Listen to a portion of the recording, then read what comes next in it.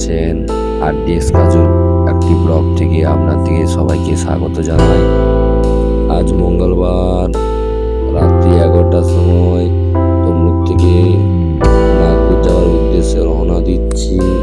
আজকে মঙ্গলবার সকালবেলা 7টার সময় ফার্স্ট ট্রিপ মেরেছিলাম, বাড়ি চলে আসলাম 12টার সময়। তারপর সেকেন্ড ট্রিপ ছিল কলকাতা 4:30 থেকে সেকেন্ড ট্রিপ ছিল, ওটাও ছাড়া ভাড়া ছিল, ছেড়ে দিয়ে এসে থার্ড ট্রিপ আমি রাত্রি 11টার সময় নাগপুরে রওনা দিলাম। সবাই ঘুমিয়ে পড়েছে, রাত্রি হয়েছে এখন 12টা। এখন আমরা ড্রাইভার টোল পেরিয়ে যাচ্ছি। খড়গপুরে দিয়ে আমি রেস্ট নিলাম, আর এক থেকে 2 ঘন্টা রেস্ট নেওয়ার পর আমি আবার রওনা দিলাম। সকালে আবার ভিডিও করবো। দেখুন সকালবেলা এসে গেছি পাহাড়ের উপর দিয়ে, এখন আমি যাচ্ছি। মনে হচ্ছে যেমন সমতল দেখো, এটা উড়িষ্যার গাড়ি চলে। আমি এখন যাচ্ছি, আমরা উড়িষ্যার পাহাড়ের দিকে দেখতে পাচ্ছ, ওই পাহাড় দেখতে পাচ্ছ কি সুন্দর লাগছে। সামনের দিকে দেখুন পাহাড় কত সুন্দর, ভালো লাগছে, দেখছেন প্রাকৃতিক সৌন্দর্য। দেখুন দেখুন কত সুন্দর লেগেছে, সবাই দেখুন আমার ভিডিওটা দেখুন কেমন লেগেছে। আমি নিজেই ভিডিও তৈরি করেছি গাড়ি চালাতে চালাতে।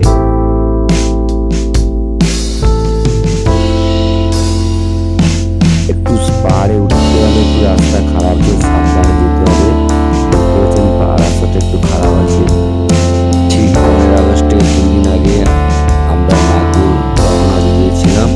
গাড়ি চালাতে চালাতে পিছন থেকে লক্ষ্য করা যাচ্ছে প্রাকৃতিক সৌন্দর্য দেখি। সামনের দিকে সিঙ্গেল রাস্তা, বুঝতে পারছেন তো, ছোট ছোট পাহাড়ে যাচ্ছি।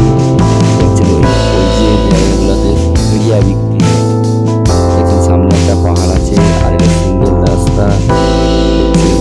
রাস্তা খুব খারাপ, ভিডিও করতে করতে ফোন একটু লড়াচড়া হচ্ছে, বুঝতে পারছেন আপনারা। গাড়ি চালাতে চালাতে ভিডিও করা আমাদের খুব ট্রিক আছে। দেখো ছোট ছোট বাচ্চারা কল দিচ্ছে, আগেকার মনে হচ্ছে আগে এইভাবে কল থেকে আমরা জল নিয়ে পান করতাম, এখন তো সব সাবমার্সেল বাড়িতে হয়েছে। পাহাড়ের উপরে রাস্তা, বুঝতে পারছেন। দেখুন প্রাকৃতিক সৌন্দর্য কেমন লেগেছে, সিঙ্গেল রাস্তা। আর আপনাদের ভালো লাগলে কমেন্ট করুন। আজকে 14 তারিখ যাচ্ছি আমরা। এখন সারাদিন গাড়ি চালাতে হবে, ম্যাক্সিমাম 20 ঘন্টা তো গাড়ি চালাতেই হবে। ঠিক ভোরবেলা 3টার সময় আমরা নাগপুর পৌঁছে যাব। দেখতে পাবেন ভিডিওটা, ভোরবেলা যখন পৌঁছাবো নাগপুরের ভিডিওটাও দেখতে পাবেন। এখন আমি গাড়ি চালাচ্ছি, ভিডিও কিছুটা করতেছি।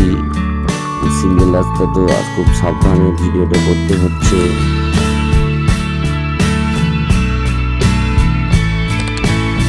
ছজন দাদা যাচ্ছে, তারা প্যান্ডেলের কর্মী। এর দিকে আমি নাগপুরে ছেড়েই সঙ্গে সঙ্গে আবার ব্যাক করবো। 15 তারিখেই বিকালবেলায় বেরিয়ে আসবো, সেই ভিডিওটা আপনাদেরকে দেখাবো। দেখতে হবে সেটা পরের ভিডিওতে দেখতে পাবেন। বাড়ি কিভাবে ফিরে আসছি, ঠিক আছে। এখন খালি গাড়ি আসতে হবে, একাকে আসতে হবে। সিঙ্গেল রাস্তাতে দেখতে পাচ্ছেন গাড়ি সব স্লো হয়ে যাচ্ছে। রাস্তায় বিভিন্ন রকম বিপদ আপদ আছে, কখনো আবার ডবল রাস্তা হয়ে যাচ্ছে। আমরা এর মধ্যেই গাড়ির ভিতরের মধ্যে মুড়ি চা দিয়ে খাবার খাচ্ছি। সময় তো লাগবে, 4টা রাজ্য পেরিয়ে যেতে হয়। প্রথমে আমাদের পশ্চিমবঙ্গ পেরিয়ে ঝাড়খণ্ড ঢুকতে হয়, ঝাড়খণ্ড পেরিয়ে উড়িষ্যা ঢুকতে হয়, উড়িষ্যা পেরিয়ে ছত্তিশগড় পেরিয়ে মহারাষ্ট্র ঢুকতে হয়। যেহেতু বর্ডারে পুলিশের চক্র থাকে, আমাদের ওয়েস্ট বেঙ্গলের গাড়ি দেখলেই পুলিশরা বর্ডারে বিভিন্ন রকম সমস্যা করে। মহারাষ্ট্র সবসময় রাত্রিবেলা ঢুকি, কেন যে দিনের বেলা পুলিশের সমস্যা হয়।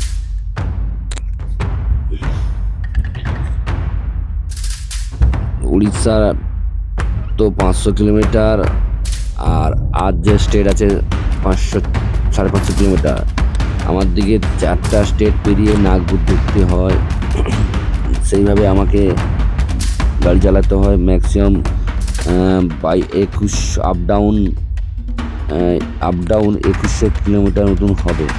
নাগপুর যেতে 1050, আসতে 1050 কিলোমিটার হয়। এবার আমরা তো টোটাল পাহাড়ের উপরে আছি বলে চলে, গাড়ি চালাচ্ছি। এই ভিডিওটা খুবই কষ্ট করে, উড়িষ্যায় প্রচুর গাছপালা, পাহাড় পর্বত প্রচুর আছে।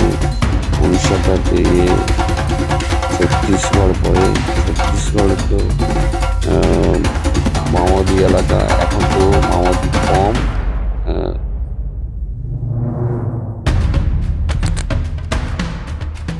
ছত্তিশগড়ে পাহাড় পর্বত আছে খুব কম। উড়িষ্যাটা এত বন জঙ্গল প্রচুর। উড়িষ্যার রাস্তাঘাটও খুব সুন্দর, বাইরের স্টেটের রাস্তা খুব সুন্দর, আমাদের ওয়েস্ট বেঙ্গলের মতন রাস্তা নয়। দেখছেন কীভাবে রাস্তা কি সুন্দর পরিষ্কার পরিচ্ছন্ন। এই মুহূর্তে আমরা উড়িষ্যাতে আছি। এটা একটা সমতলভূমি নয়, এটা একটা মালভূমি টাইপের। আমরা একটু পরে দেখতে পাবেন আমরা আবার একটু পাহাড়ের উপরে উঠবো, যাচ্ছি এখন উড়িষ্যার। দেখুন রাস্তাঘাটটা কত সুন্দর লাগছে।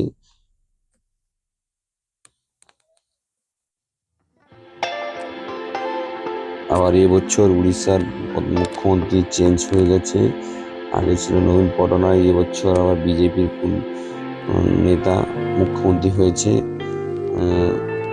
দেখুন যাচ্ছি এখন, ওই দেখছেন একটা পাহাড় কেটে রাস্তা তৈরি করেছে, দেখতে পাচ্ছেন ওই দূর থেকে দেখা যাচ্ছে, কাছে গেলে বুঝতে পারবে না, তো দূর থেকে বোঝা যাবে, কাছে গেলে বুঝতেই পারবে না আপনারা। আর আমার যে ছেলেগুলো আছে পিছনে 7-8 জন, তারা এখন চুপচাপ হয়ে আছে, তারা সারা রাত্রি জেগেছিল, তাই দিনের বেলা একটু ঘুমাচ্ছে। মাঝ রাস্তায় আমার গাড়ির পাংচার হয়ে গেছিল, তারপরে পাংচার সারিয়েছিল ওরা। সেই সময় চা খেয়েছিল, টিফিন করেছিল, সেই সময় আমিও টিফিন করেছিলাম। পাংচার সারিয়ে বেরিয়ে পড়লাম, রওনা দিলাম নাগপুরের দিকে। আমি তাড়াহুড়া করে বেরিয়ে যাচ্ছি, যে রাতের মধ্যে আমাকে মহারাষ্ট্রে ঢুকতে হবে, তাই জন্যই তাড়াহুড়া করে বেরাচ্ছি। ঠিক 15 আগস্টের আগের দিন এটা যাচ্ছি, যে আমি আবার 15 আগস্টের দিনই বেরিয়ে আসবো, বাড়ি ফিরে আসবো। সেই ভিডিওটা আপনারা পরের দেখতে পাবেন। এটা তো অনেকটা বড় লং ভিডিও হয়ে গেছে। দেখছেন এটা জঙ্গলের ভিতর দিয়ে রাস্তা, বুঝতে পারছেন, দেখুন দুদিকে জঙ্গল। রাস্তা কিন্তু খুব সুন্দর, দেখছেন তো। ওয়েস্ট বেঙ্গলের রাস্তা নয়, এটা উড়িষ্যা স্টেটের রাস্তা, উড়িষ্যা সরকারের রাস্তা।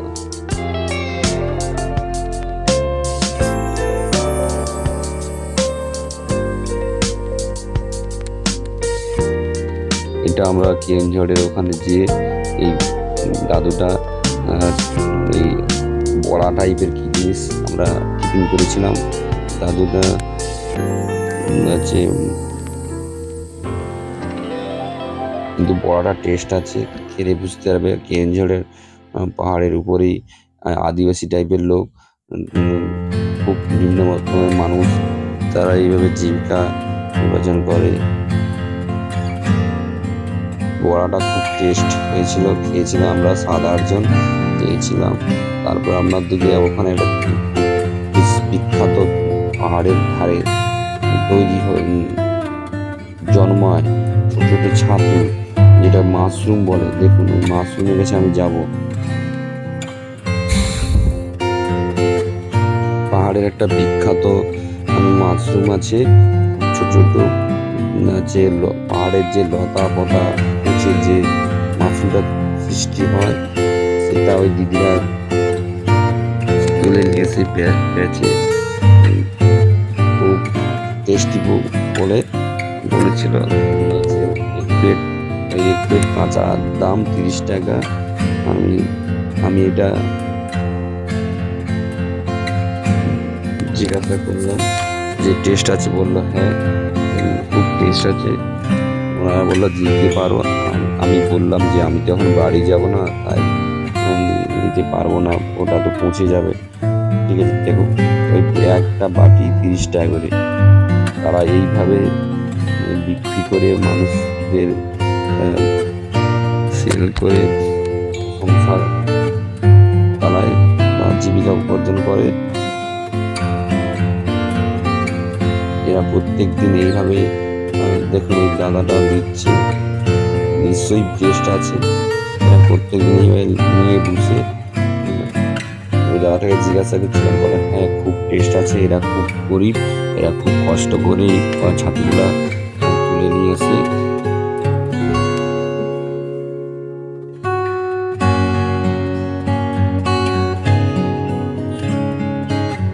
আমি তো বাংলা কথাই বলতেছি, ওরা কি উড়িয়া কথা বলতেছি, ওদের কথাটা বুঝতে পারছি না, ওরা এখানে হাসছে। আমি বললাম এটা ক টাকা টঙ্কা, তখন বুঝতে পারছে যে এটা বললো 30 টাকা টঙ্কা।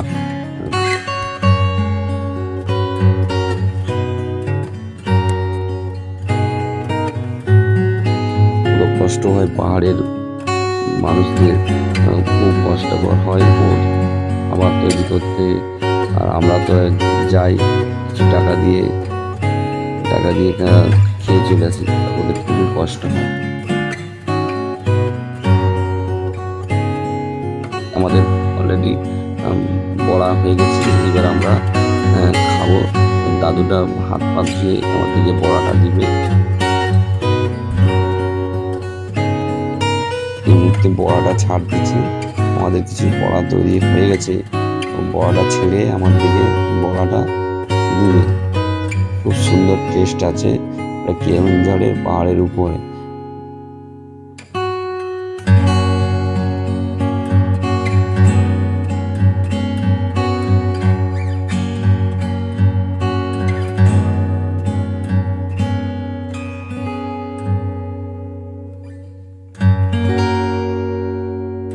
দাদুটাকে জিজ্ঞাসা করছিলাম যে দাদু বড়া ক টাকা করে। দাদু তো বুঝতে পারেনি বাংলা। তারপরে আমাদের একজন লোক ছিল, সে উড়িষ্যা ভাষা বলতে পারে, সে আবার জিজ্ঞাসা করে বললো প্লেট 30 টাকা প্লেট। ছাতু যেমন প্লেট 30 টাকা, এই বড়াটাও 30 টাকা প্লেট।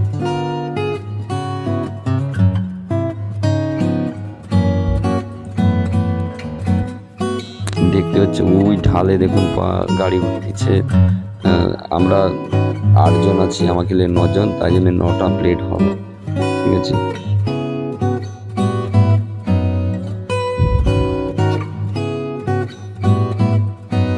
বড়ার সঙ্গে একটা ঘুগনি দিবে, সেটা খুব টেস্টফুল হবে।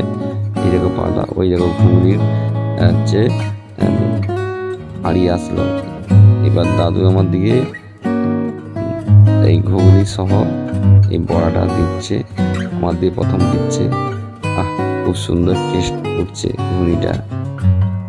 এলে একবারে আপনারা যাবেন ওখানে, না যদি কেওনঝড়কে আপনারা ঘুরতে যান, কেওনঝড়ে ঠিক উপরে এই দাদুটা ঠিক যাওয়ার পথে বাঁ দিকে। আমরা আবার খেয়ে দিয়ে বেরিয়ে পড়লাম। এবার দেখতেছেন পাহাড়ের ঢালটা, দেখতে পাচ্ছেন রাস্তাঘাট তৈরি করেছে। দেখছেন লরি সাইডে দাঁড়িয়েছে, লরি খারাপ হয়ে গেছে। আমরা পাহাড়ে অলরেডি উঠে গেছি। এটা 30-35 কিলোমিটার, খুব উঁচু পাহাড়। আস্তে আস্তে করে যেতে হবে, টার্নিং মোড় আছে, খুব টার্নিং মোড়। দেখছেন বাঁদিকে গাড়ি দাঁড়িয়ে আছে, খারাপ হয়ে গেছে। কেউ দেখছেন খুব উঁচুতে আছি। দেখুন পাহাড়ের রাস্তা 30-35 কিলোমিটার, ওর মধ্যে একটু আধটু খারাপ আছে, নাহলে খুব সুন্দর রাস্তা। পাহাড়ের কোলের ছবিগুলা তুলতে পারিনি, তুলতে পারলে ভালো হতো। ওই পাহাড়ের কোলে বিভিন্ন রকম চাষবাস করেছে ওখানকার বাসিন্দারা। ওই গম, ধান, ভুট্টা, বিভিন্ন রকম চাষবাস হচ্ছে। এই পাহাড়ের যে বন আছে, বনের ভিতরে বিভিন্ন রকম ফলের গাছও আছে। এই ফল টল পেড়ে ওরা এইভাবে বিক্রি করে পয়সা উপার্জন করে।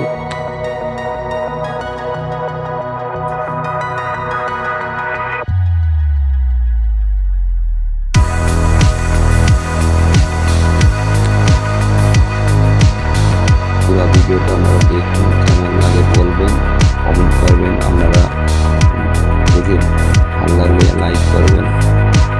দেখুন একটা ড্রাইভার কত কষ্ট করে ভিডিওটা তুলে একটা ড্রাইভারের দৈনন্দিন কাজ কত কষ্ট প্রত্যেকদিন বিভিন্ন আজকে নাগপুর যাচ্ছি, কালকে আমি কলকাতা যাচ্ছি, কালকে আমি মেদিনীপুর যাচ্ছি, বিভিন্ন রকম জায়গায় আমি আমার পার্টির দিকে ছাড়তে যাই, আনতে যাই, বিভিন্ন আমার কাজে যাই। ভিডিওটা দেখবেন। আমরা আবার ঢালে নামতেছি, মনে হচ্ছে না, হ্যাঁ নামতেছি, দেখুন একটু আধটু রাস্তা খারাপ আছে।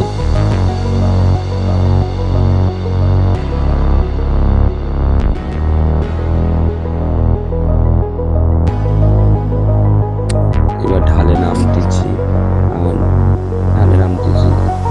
ওই ঢালটা খুব ঢাল আছে, এইভাবে পুরাটা 30-35 কিলোমিটার এইভাবে যেতে হয়। দেখুন ওই জিনিসের খুব সুন্দর। এর মধ্যে আমি রাইড করতেছি।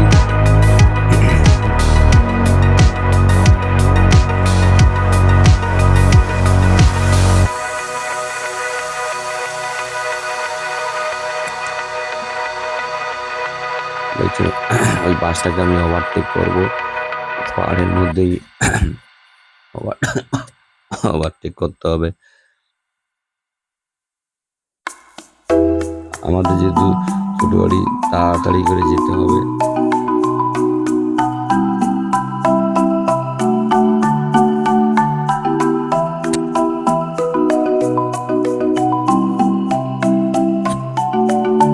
দেখছেন ওই বাসটাকে ওভারটেক করতেছি,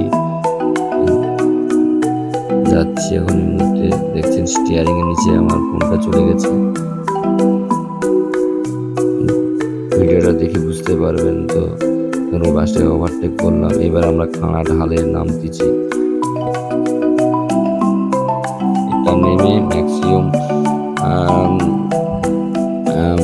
তো এখনো 100 কিলোমিটার পরে সম্বলপুর সিটি পড়বে। তার আমি আবার আমার তেল গাড়িতে তেল নিতে হবে। পার দিয়ে নেমে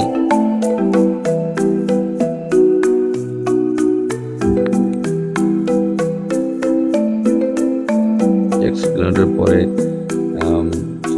সম্বলপুরের পরে 70-80 কিলোমিটার পরে ছত্তিশগড় পড়বে। ছত্তিশগড় পেরিয়ে ছত্তিশগড়ের মিলে রায়পুর বলে একটা সিটি আছে। সিটি রায়পুর থেকে 250 কিলোমিটার নাগপুর, মানে রায়পুর থেকে 70-80 কিলোমিটার গেলে বর্ডার থেকে ম্যাক্সিমাম 150 কিলোমিটার গেলে নাগপুর পড়বে।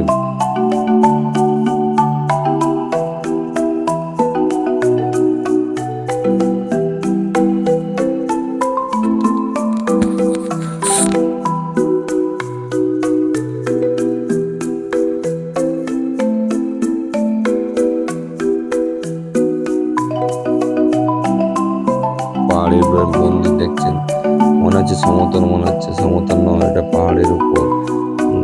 এখন আমার খানা ঢালে উঠতেছি। এইভাবে উঁচু নিচু করে কেটিয়ে আমরা সম্বলপুর পৌঁছাবো। সম্বলপুর পৌঁছে গেলাম, পৌঁছে আবার রাত্রি হয়ে গেল। রাত্রি রায়পুর, এটা রায়পুর সিটি। রায়পুর বৃষ্টি পড়তেছে। রায়পুর সিটি, রায়পুর থেকে পেরিয়ে আমরা বর্ডার পেরিয়ে, বর্ডারের ছবিটা তোলাচ্ছি না, এটা রায়পুর সিটি দেখেন। রায়পুর পেরিয়ে বর্ডারে আর ঘন্টা 1.5 মধ্যে ঢুকবো। ওখানে পৌঁছে ভোর হয়ে যাবে। মহারাষ্ট্র বর্ডার ঢুকতে, বর্ডার পেরিয়ে তারপরে নাগপুর আমি আমার গন্তব্যস্থলে পৌঁছাবো। আপনাদের সেই ভিডিওটা দেখাচ্ছি।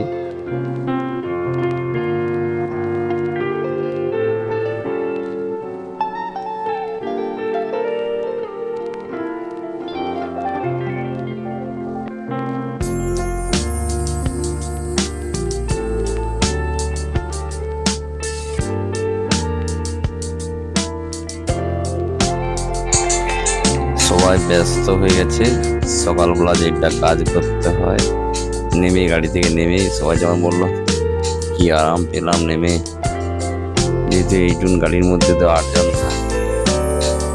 আসছিল। এবার ওদেরকে নামিয়ে আমি আমার সিএনজি পাম্পে এলাম। সিএনজি পাম্প দেখুন, নাগপুরে নিজস্ব মেশিন আছে, সেখান থেকেই সিএনজি তৈরি হয়ে ওখান থেকেই ডাইরেক্ট সিএনজি স্টক যেখান থেকে সেখানে গেল, ওখান থেকে এসে আমাদের গাড়িতে এইভাবে হয়। আর সিএনজি এখানেই তৈরি হচ্ছে, সিএনজির কারখানা। দেখুন এই লম্বাইতে সিএনজি গ্যাস তৈরি স্টকে হয়ে কম্প্রেসার হয়ে বেরিয়ে সেখানে দেখাচ্ছে ওইদিকে স্টকের জন্য রাখা আছে। এখানে বেশি সিএনজি তৈরি হয়ে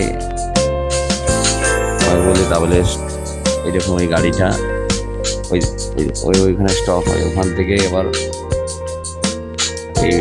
ওই লরিতে আবার লোড হচ্ছে অন্য পাম্পে যাওয়ার জন্য।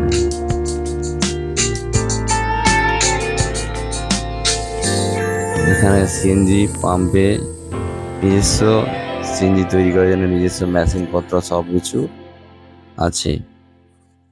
এইটা হচ্ছে প্রেসারের যন্ত্র। এখানে সিএনজি গ্যাস উৎপন্ন হয়ে এই পাইপ, বিভিন্ন রকম পাইপ আছে, ওই পাইপ হয়ে সেই দেখাইছিলাম সেখানে স্টক হয়। এই দেখুন স্টকে রাখার জন্য সিএনজি গ্যাস তৈরি করার জন্য কত বড় ড্রামটা, কত বড়, ম্যাক্সিমাম 1 তলা থেকে 2 তলা পর্যন্ত হবে, বেশি তো কম নয়। এই দেখুন ওখানে হয়ে লরিতে স্টক হচ্ছে মাল, এই মালটা স্টকে অন্য পাম্পে যাবে। সেখানে তো কারখানা নেই, সেখানে অনলি প্রয়োজন হচ্ছে পাম্প আছে, পাম্পে স্টকের এই লরিটা যে স্টকে গাড়িটা এখানে নিজস্ব তৈরি হয়ে এটা হরিয়ানা সিএনজি গ্যাস। এরকম নাগপুরে পুকুরটা ঘেউ করতেছে, যেহেতু ওয়েস্টবেঙ্গলের গাড়ি দেখে এরা ওয়েস্টবেঙ্গলের গাড়ি দেখে ঘেউ করতেছে।